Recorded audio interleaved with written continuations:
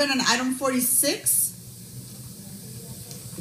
Thank you, Council Member Martinez. It is Eric Previn from CD2, and this is an interesting item, obviously. We're trying to get a 9-month look at the flow in our river, in particular in the 4 districts that we adore in the Arts District, I guess, which is CD1, of course, the great CD2, my district, 13 and 14. So Mr. Rue is involved in this as well, I think.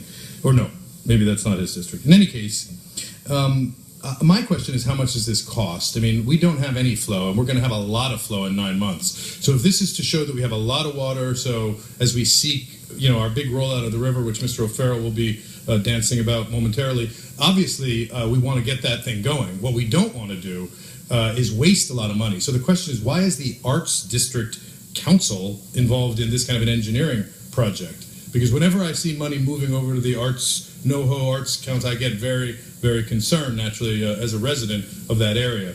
So what it's supposed to do is it's going to measure the depth in the river at different points in the flow depth they call it, which is key. The ADCC proposes to mount monitoring devices on city-owned bridges, which is appropriate. And by the way, this technology is used in other places, Commissioner Wesson.